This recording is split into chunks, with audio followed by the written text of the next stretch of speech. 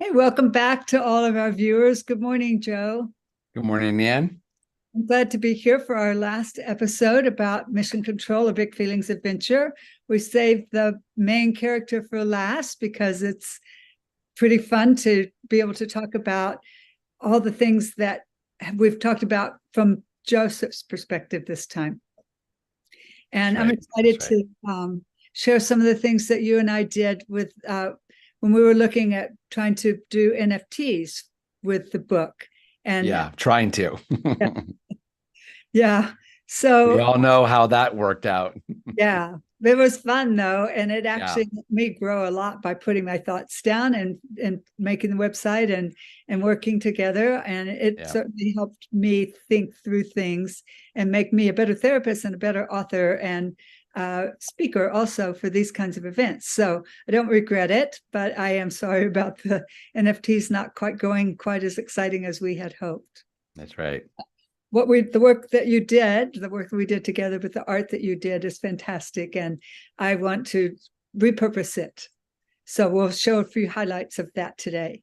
Yeah, and that'll help with the future books too, because they have all these expressions now that Joseph has, and so yeah, it was good. It wasn't lost work, so it was good. Exactly, Yeah, exactly.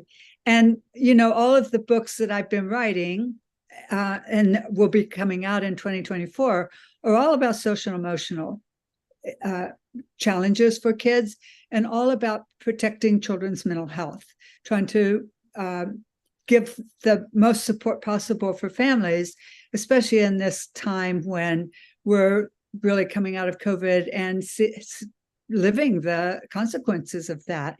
And the referrals I get are still a lot about, I have a COVID baby. And the impact of that on social emotional development for kids is still really a big thing.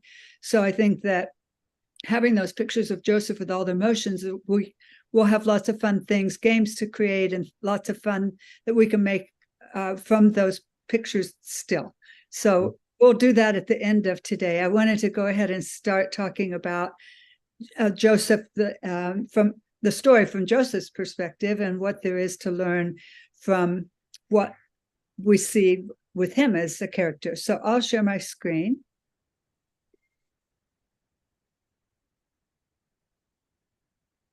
Okay, so here we are with the title again. I'll go through this kind of like what we've done before, go through the story, but again, telling the story from Joseph's perspective. So, um, Joe, before we even start, do you want to tell how it was your idea for naming Joseph, even though yeah, that name, that's not really why we named him Joseph, but you had a really good idea about why to call him Joseph. I assume you remember that. yeah, yeah. So he's not named after me. Um, but I named him after Joseph from the Bible. And the reason I did that was that he is always Joseph, the character, when Nan and I were talking, he's always kind of like daydreaming and he's always in like another place or he's consumed like us, of course, with Spaceman Sam. But the way I envisioned him was that he's this kid that likes to daydream. So I was like, well, um, what if I just base him after Joseph from the Bible?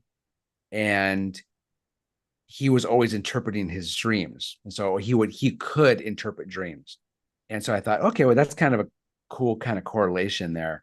And then so that's why I named his spaceship the Dream Dart 11, because it correlates with the dreaming. And Joseph was the 11th son of 12. And so that's where the spaceship name came from. So Right. But also, Joseph in the Bible had some tribulations like Joseph in the story. correct. Right. So Joseph went through a lot in the Bible. And so everyone goes through things but Joseph was always, he persevered and he was disciplined and he was just an honorable character and had good morals. And so that's what I was kind of going with Joseph. Like, regardless of what he was going through, he didn't hate, um, he was always loving. He understood what was happening, and was, even when he was falsely accused of doing certain things, that he still maintained his loyalty, and he always kind of took the right path. And that's what the hope for Joseph is, and the character in the book is that he messes up, and at least he has a growth mindset. He's open-minded to correction. And that's the part that is, I think, is a kind of a difficult thing, is like just being, a dad, and soon to be granddad. And it's like having that growth mindset and being open to correction, and having that, the only way to do that is to be humble. And that's what Joseph, he's humble. He did have a little outburst, but he listened to mom, and he was able to come up with a solution. But before he came to that solution, we go off into this dream imagination land, on Kelvin, planet Kelvin, and going through the hypnozoids. And it was all just an interpretation of what was happening with having to turn the TV off and not wanting to do that. He wanted to see more of what Spaceman Sam was, his adventure. And so, but he grew from that confrontation with mom. Exactly. And that's exactly what the point of this story is, but also the point of the whole series, is that we do watch him grow over the series. I mean, we have it all planned out, and we know where it's going to end. And in the end, yes, we do see that all of the challenges that he has, and the ways that his mom helps him grow and guide, and the way she guides him, are ways that really do lead to where we want to portray him in the end, with being like the things that you just said. Some people might call some of that like pro-social behaviors, being able to caring about others, contributing to goodness in the world, and being kind toward others, and being helpful, and thinking of others' needs, all those kinds of things. Same kind of thing. And being able to think outside yourself and see, where can I serve other people? And so we see Joseph developing those over the 6-book series. So you did a great job of summarizing that, Joe. Thank you. Did my job today. So here we are with Spaceman Sam that Joe alluded to, and that's the character that Joseph really, really loves and likes to pretend to be. Joseph is a little immature. He wants to do what's expected, and he does his best, but he's learning, and he's not good yet at being able to manage his emotions. And lots of grown-ups still are learning how to do that too. So no fault of Joseph's, but and as you said, Joe, like, so great that he was open to being guided and learning from it and feeling good about himself in the end, which we'll see as we go through this.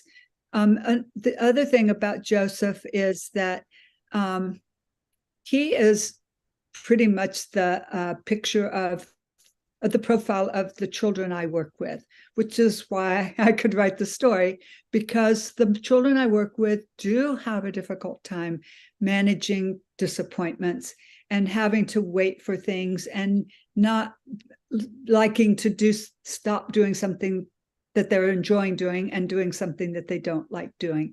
So the kinds of reactions that we see from Joseph in the story are very much like the kinds of the reactions that parents report to me that they're struggling with at home. So the point of the story was not only to show kids how Joseph grows through the story and being able to relate the things that Joseph does to the things that are happening in their personal lives, but it's also to help the parents know, or whoever's reading the book to the kids, that these are ways that you can guide the children. And when I I mean, that's what I do when I'm in sessions with kids, is I do try to do exactly what's in the story, not only guide in the moment, but also guide afterwards for the growth, narrating through what happened so that kids can understand, like, they don't have the words necessarily. They don't really understand what happened.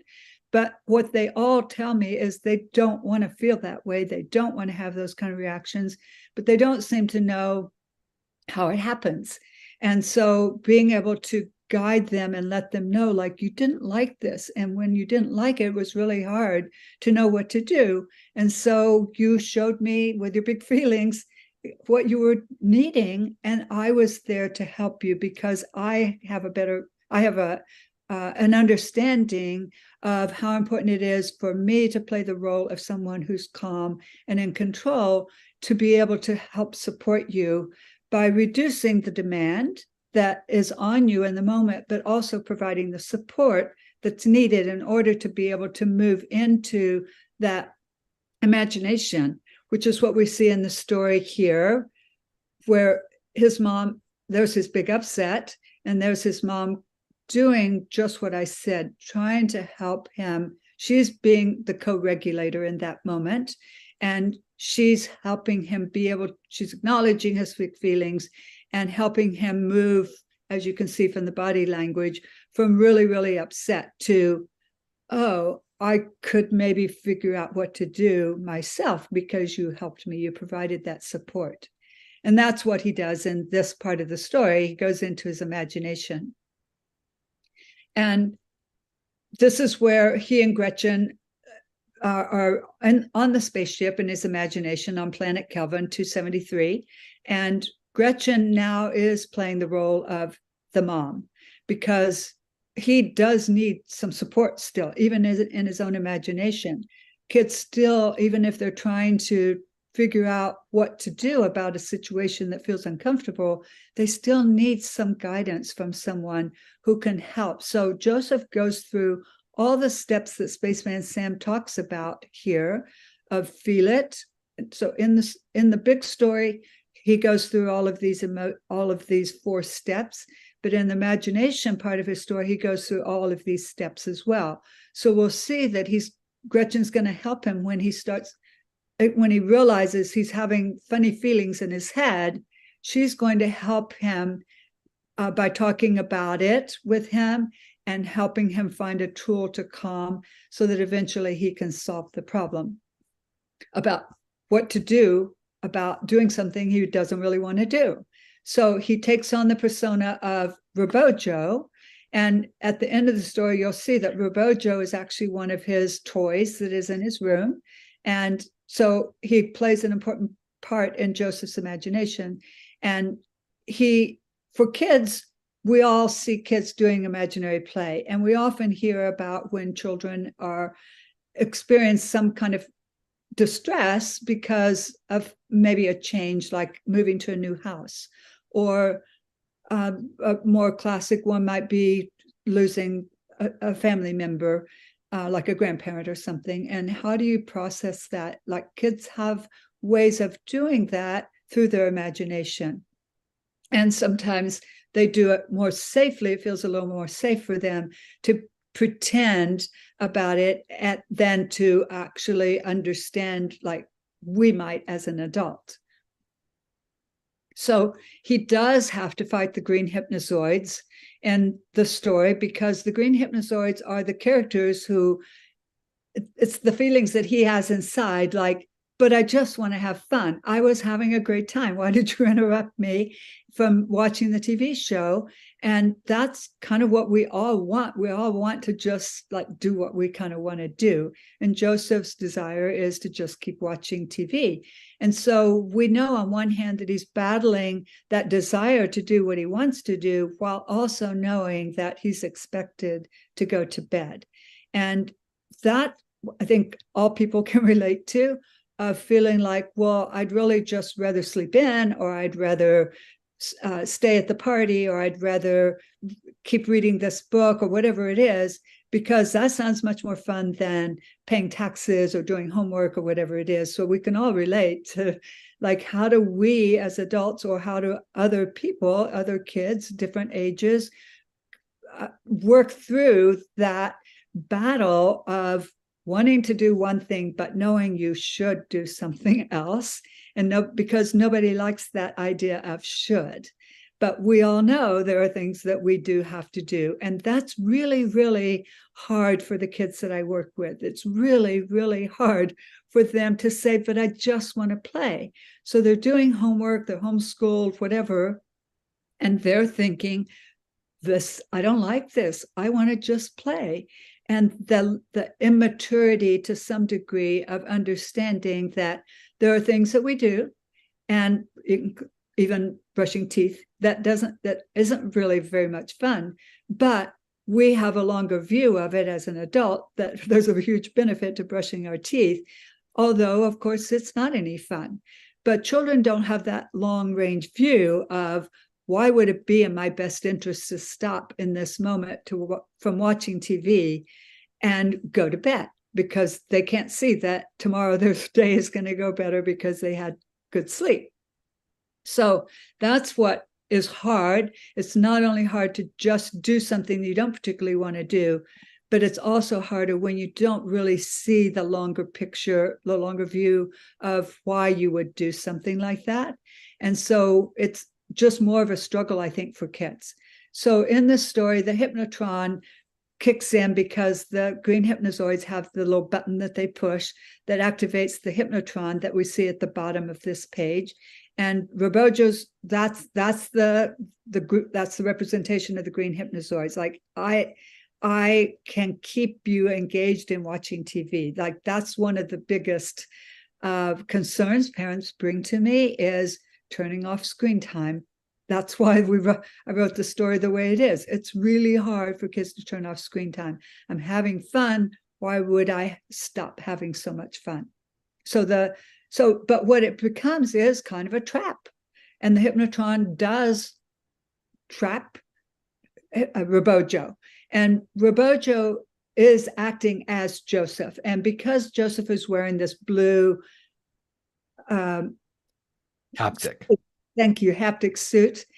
He does feel all the same things that Robojo feels, and vice versa. Robojo understands what Joseph is feeling. Notice that Gretchen is not feeling that way, because Gretchen's in control, just like the mom. She's being the co-regulator for him in that moment. And Gretchen sees, like, this is what kids tell me. I don't like how this feels. It's very uncomfortable, and I don't know what to do about it. And when these big feelings happen, this is what I imagine it must feel like for them. Like, I don't know how to get out of this. I need help. And so until Gretchen steps in to give the help, then the hypnotron does have control over Joseph and Robojo, and can actually hypnotize. And you'll see in a minute how Robojo's eyes change into hypnotized eyes. But Gretchen is there, present, watching, and she does in that moment recognize that he needs help. And he even acknowledges, like, my head feels funny. So now he's starting those 4 steps that he's learned from Spaceman Sam. And Gretchen is there to help work it out with him and to help him figure out what tool will help you right now, Joseph, because it's feeling really, really uncomfortable. And I see you don't like it. So on his gauntlet, he's got some choices on his sleeve there of things that he can do. So this is one of the things that I do with kids. And Joe made a handout that has blanks on the boxes and blanks on the picture where Robojo is being hypnotized. So I can help the kids create their own personal gauntlet. And then I laminate it for them and make it so it's wearable for them. So now they have a tool that they can actually use themselves at home. And sometimes they can think of all the ideas of how to fill in the boxes. And sometimes I give them ideas. But breathing, they all know about breathing, but it's not always easy for them. And sometimes it's kind of a trigger word for some kids. And what most of the kids end up just saying is, sometimes they can ask for encouragement from a grown-up, or they can say it to themselves, or they know to take a break, or they think of something that does feel good for them, like petting a live animal, or hugging a stuffed animal or something. Those are probably the things that kids most often come up with for ways that they think that will help them feel calmer. Sometimes I say something like listening to music, or lying down and taking a rest, or reading a book, or being able to find some way to shift their attention from their big feelings to something else that just helps them, because they're shifting their thinking in the moment. So distracting themselves from that. So it's not meant to be a distraction, because we want them to go through the feelings and learn from the incident. But sometimes, just when we are having big feelings about something, it is often helpful to just find something different to do and take your mind off of it, because when you come back, it can be easier. And I see that often with the kids I work with, that they're frustrated, they're with something I'm asking them to do, most typically something having to do with writing. And if I recognize they start to crumple the paper, or they start scribbling on the paper, or they do all kinds of avoidance behaviors, then I know it's time to take a break. So I'm playing the role of Gretchen then, and saying, oh, I see this is really hard for you. You don't like this. Let's take a break. So sometimes they're not in a place where they can actually think of what to do.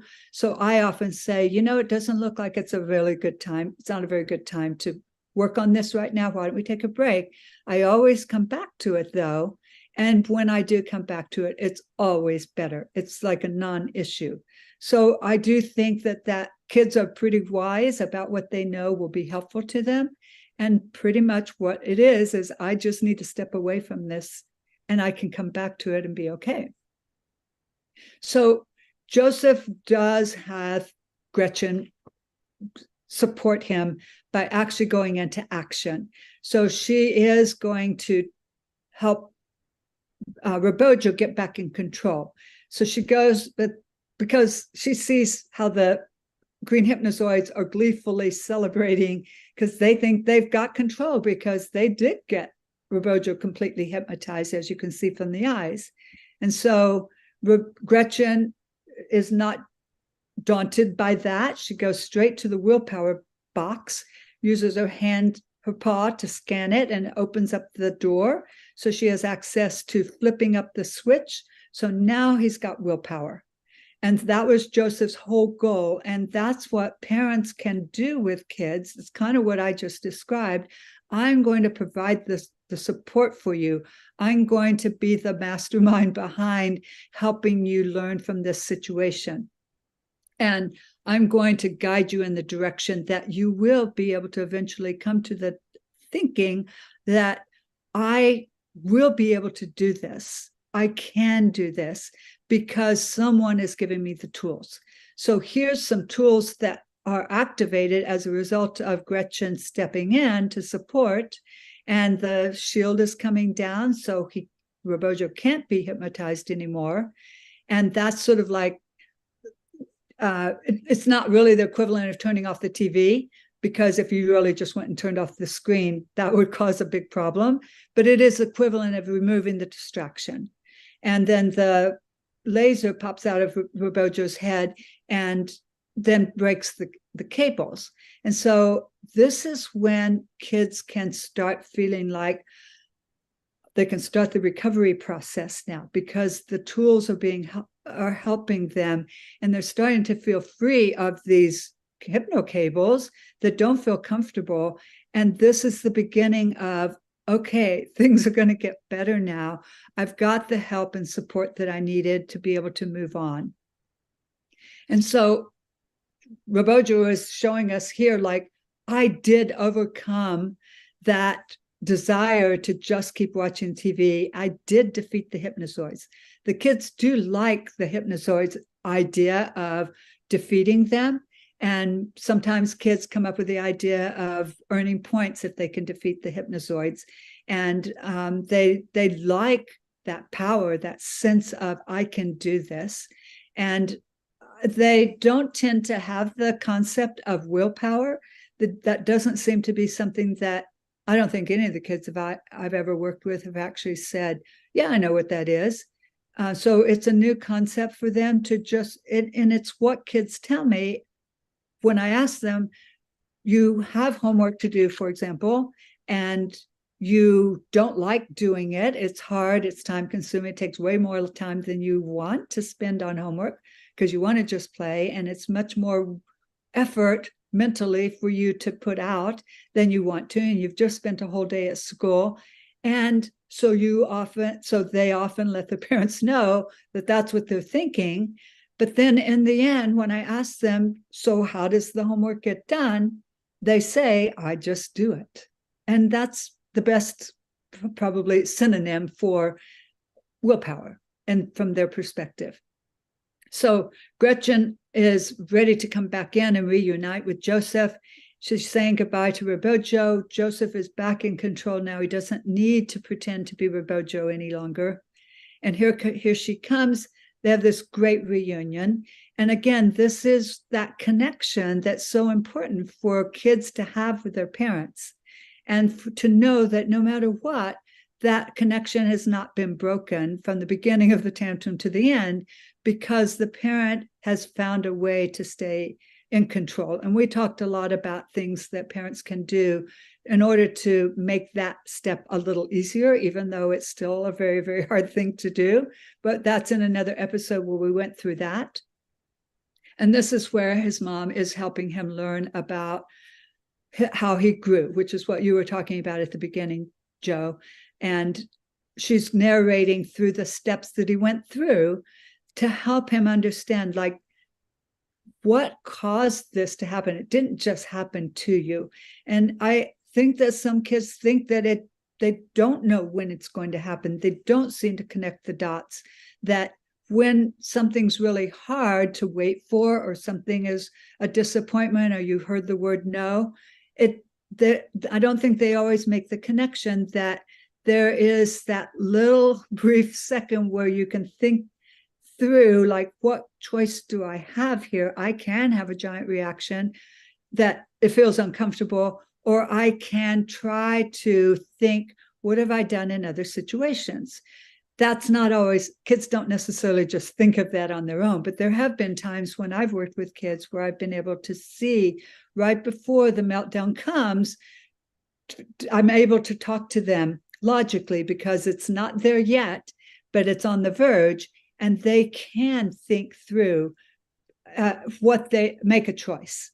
But often the reaction comes so fast that there's not really that little moment of time that they can do that in.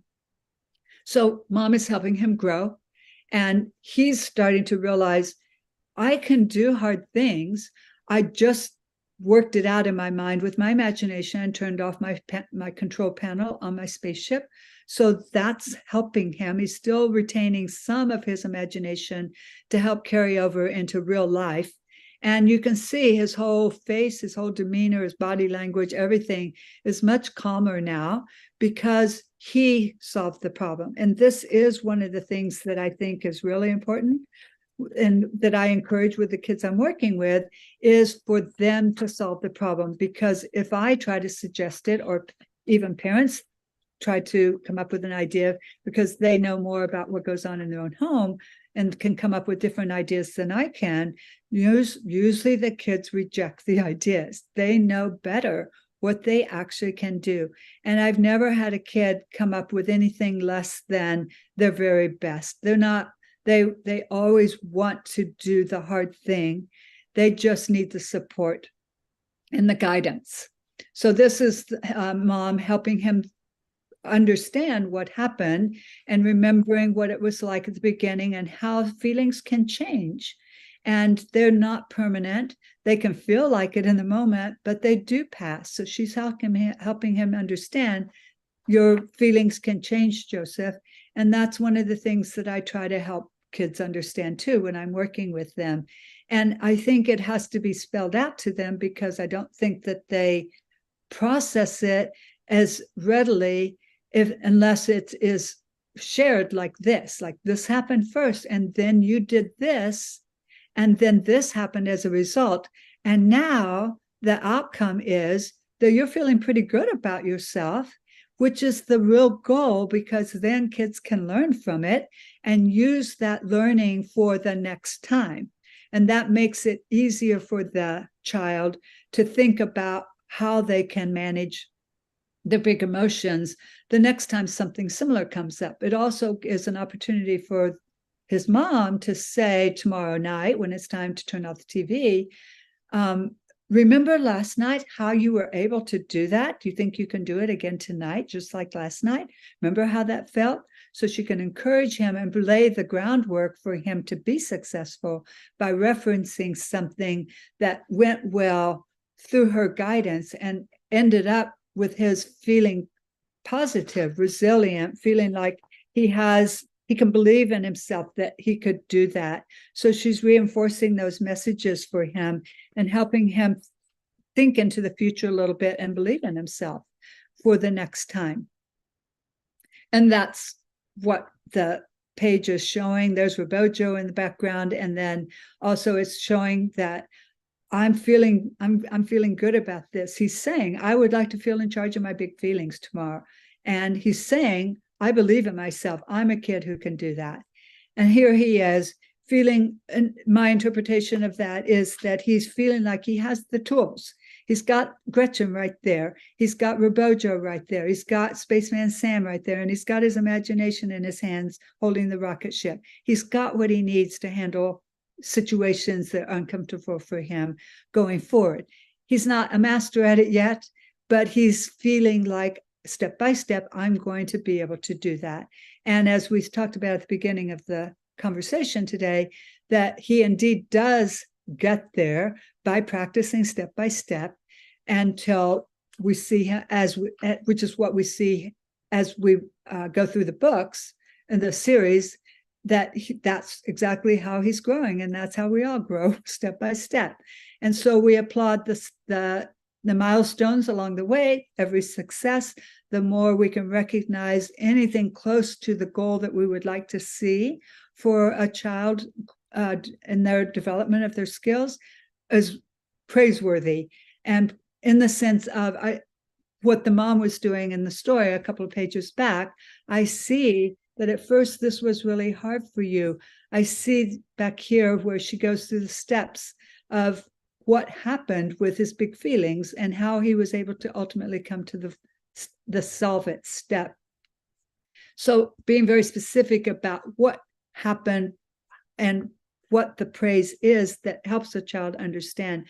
When you do this, this is the outcome, and you like how that feels. So let's try to remember that for next time, because that is something that helps your brain grow and makes you feel proud of yourself. So, Joe, did you want to add anything more to the story before you share about the pictures?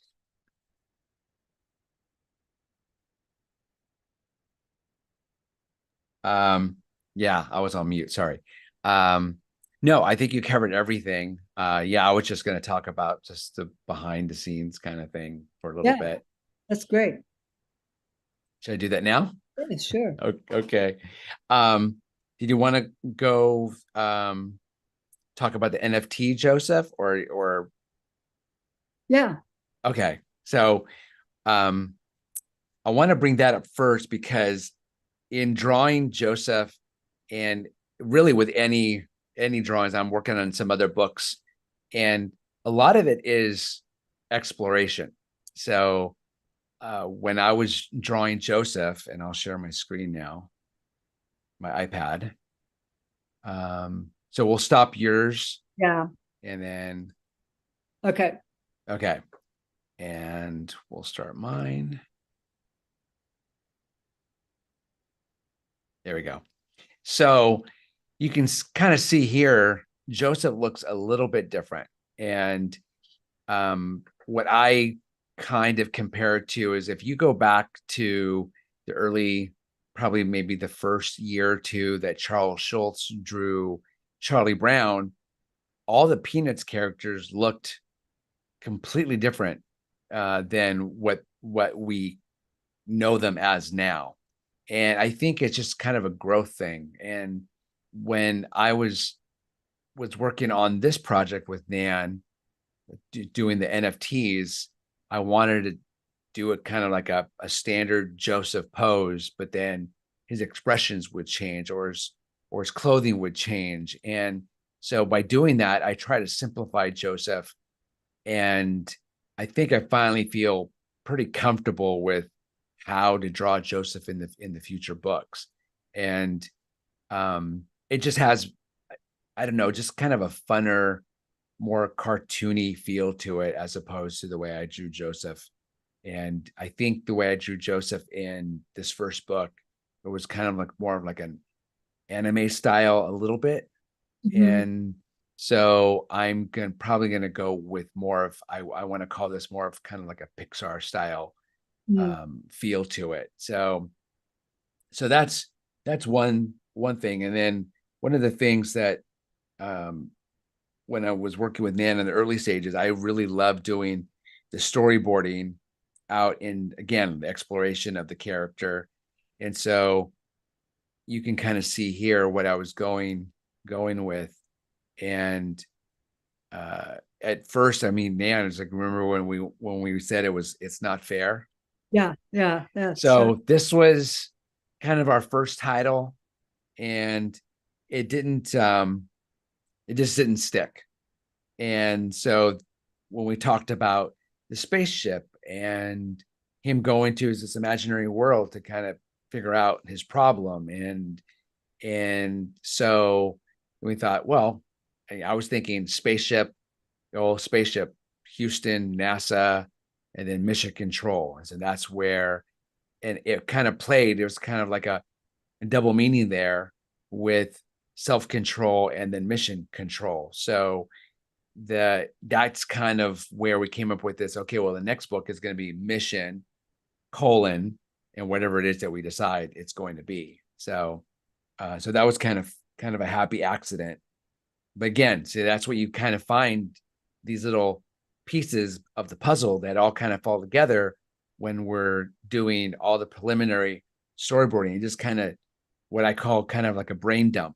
It's like just put everything out there and let's just see what sticks. And so I really like, this is like the storyboarding process, what my ideas were when we were, it's like, well, what are the pages going to look like? So you can kind of see that everything that I drew kind of, for the most part, stayed in the book. I just basically just kind of fleshed it out and just made it cleaner. And yeah, we pretty much kept the integrity of all the storyboards.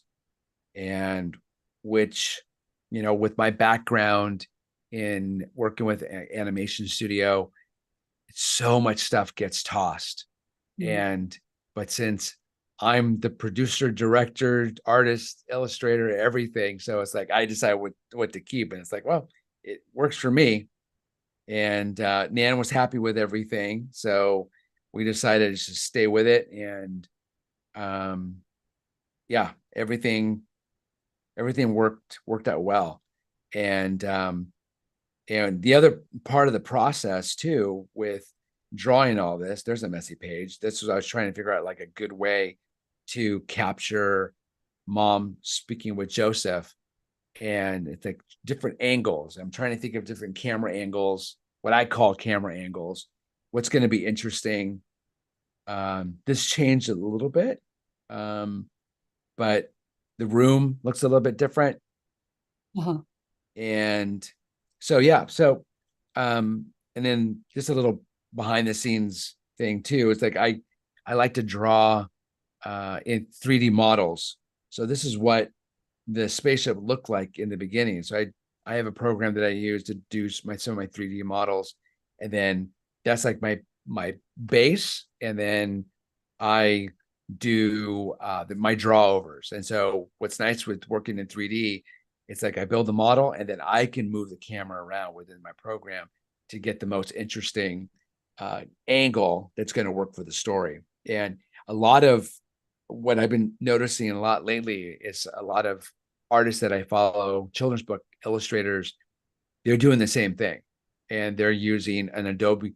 It's everyone works differently, but they all kind of come to kind of the same ending. And some use Adobe and use Photoshop, and they do there's a program in Adobe where they do 3D modeling, and you can move things around, and then they draw on top of it. And other people, like what I do, I use Lightwave and I use Procreate. Other people use Photoshop. So, it's just a tool, and everyone has different tools they use, but you end up with the same thing. And a lot of what you're really aiming for is the story. Like, what are we trying to say here? And so my drawings are just lend to the story. If the story is not good, I don't care how good the drawings are. It's not going to appeal. People need to be interested in what they're reading and getting a message out of it. So, this is just complementary. And so, yeah, we're really looking forward to, here's another 3D model. So you can see what I was working with, just basic shapes for Robojo. And like when he's falling, like, okay, what was a good angle? Like, here we go. Here's the side of the head, all that kind of stuff. So it's fun. Some people may think it's like, oh, it's overkill, but it's like, that's the way I work. So, Yeah, I've seen those before of Robojo. Oh, really? I've seen that. Yeah. Okay. So, yeah. So, but again, so going back to Joseph and why I thought he was just a fun character to draw, and where we can go to a lot of different places with him and his growth is, and also with me being a teacher for 6 years, working with TK in kindergarten, first grade. And it's amazing to me, like how, in teaching the computers. Okay. So that's the hard part. But it's amazing to me, just by the age 6, 7, they're already down on themselves, and they, I can't do this, I can't do that, I stink at this. And they need people in their lives to encourage them, and that was like how I approached it. Is like, I need to be a good role model and showing them, you can do this. You have to, I'm not going to use the word growth mindset, but I'm demonstrating that in how I teach. And it's like giving them self-esteem. And the main thing, whether I'm working with kids or now in my role is like working with adults at IT, it's like, just this, again, what I'm teaching you is I'm teaching you how to use a tool, and you have to have ownership. You can take pride in learning this because it's going to help you in the future. You don't have to be so dependent on other people to help you do things. It's like, you should take a little pride in that someone's teaching you how to take ownership of something, so that maybe you learn it well enough, you can teach somebody else. So, you just kind of, paying it forward. And so that's always been kind of my goal, is just like, encourage these kids, encourage the students to just, it's okay to fail. Everybody fails every day, but it's like, what do you do when you fail? Are you going to get down on yourself, or are you going to learn from what you did, not necessarily wrong, but where you maybe have room for growth? And one of the teachers I used to work with, what was it? I'm trying to think of the word. I'll get back to it. I'm having, Was it grit? it was a saying. It's like that, every day we're like getting a little bit better. It's like, but it's a term that we use, but then she changed it around a little bit. Made a word play on it. Yeah. But I'll if I can think of it, Okay. I'll get back. I'll throw it out there. Okay, great. Watch for it on social media or something, right? Yeah. Yeah. Great. Joe, that's great perspective, because that's we're on the same page. We both have similar experiences through our work and raising our own kids and all of that. So that's what's made it a compatible relationship too. That Yeah. I'm not teaching you about things you already know, but from your own experiences. And I just have a different angle on it from you. So Right. it's a great way to work together. So Mm. I've always appreciated that. And so this is our last one. This is all the characters in the book. So Joe and I are going to do, we talked about having a Q&A. We're going to end this one and then start another episode with talking about things that are behind the scenes again between the two of us. And also coming up is going to be an event in December. So that's an opportunity for people to come on and connect with us live again. And it's a time where you might start thinking about buying the book for holiday gifts.